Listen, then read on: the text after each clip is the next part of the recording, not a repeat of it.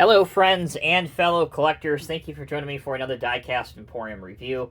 We are going to be taking a look at another vintage model here that has long been discontinued, but you can still find it on the secondary market.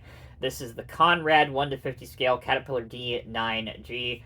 This version has the metal tracks. Conrad did do one with rubber tracks, so be on the lookout for both of them. But obviously, in most collectors' opinion, as well as my opinion, I believe this one is the one that's more highly desirable, the one with the metal tracks and a little bit more detail. Okay, enough of the backstory. Let's take a look at the packaging. Cat D9G track type tractor in a variety of different languages. Historical limited edition collectible. Now, I said, these were made by Conrad, but distributed by Norscot. Here you can see that on the back. Here's the Conrad logo. Here's the Cat officially licensed product logo. And then the Norscot group information.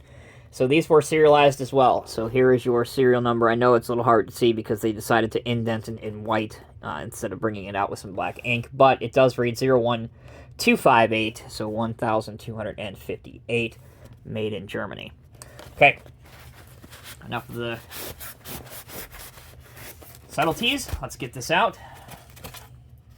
And of course, we do open it upside down, but that's all right.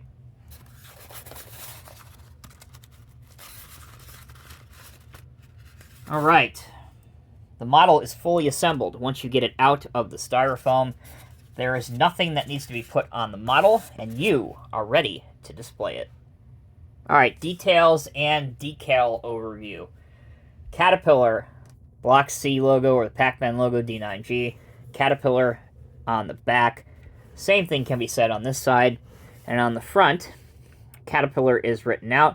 And then to give the illusion that the dots here are actually indented and perforated through for engine and radiator cooling, they have just added a decal for that. But again, for the time, that was pretty standard. What wasn't standard for the time was the metal-linked tracks.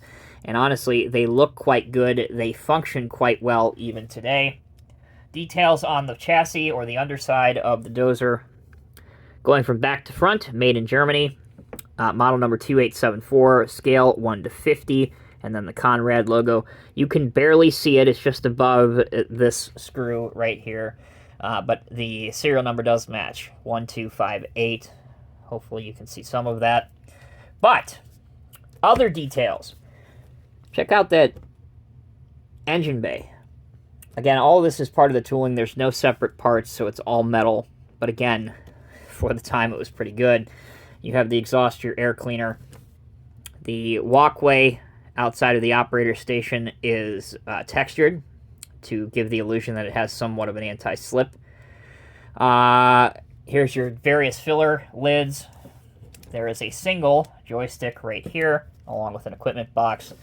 The operator station has no decaling for the dash or anything, but that's all right with me. Okay, those are the decals and details. When we come back, we'll take a look at the functionality and compare it to its almost twin sister. All right, we're going to run through some functionality pretty quickly here. We'll start off with the tracks. They are metal linked, but on this dozer, on a smooth surface, they don't tend to roll as well as they probably should, and definitely not as well as they do on the pipe layer. But if you pick it up by hand, they will roll just fine in either direction. As for the blade, this is the extent that you can raise the blade up. Be careful with these cylinders. They are old on this model, so take your time and be very careful. You can get a pretty decent degree of tilt forward on your blade. Here is your tilt back. Not too bad. And at the lower end of things, let's go down now. You can go just below the dozer where it picks up the front of the tractor. So if you wanted to do some level dozing, you can achieve that. But if you wanted to go beneath the dozer, you'd have to do some custom modification. Again, for the age of this model, and because I'm such a softie for old die-cast Cat models, that doesn't bother me. It's just fine. Now, the ripper assembly. You can raise that up as well, side on. And if you want to take it down, it will go down below the machine. But obviously the cylinders are no longer strong enough to support it with the tracks off the ground. You can remove the tooth if you wanted to. They even thought of that some 30 years ago, take it out right here. And actually, you can remove the entire Ripper assembly if you don't like the look of Ripper on this machine, or perhaps if you wanted to buy one of the various aftermarket attachments, such as a rear winch. They do offer ROPs and different cabs for this as well. A lot of them nowadays are 3D printed, but it's pretty cool, and it kind of gives you another bit of intel that this model is still loved if there are 3D printers and designers that are still doing accessories for this piece some 30-some years later. All right, before we close the video out, I mentioned very briefly that this has somewhat of an identical twin, and that is the Conrad Cat 583 pipe layer. Now, Conrad took a shortcut here, and to be fair, a lot of the Real Machines components were shared between the two models, but you can see that the base or the body of the vehicle is pretty identical. The tracks are pretty identical.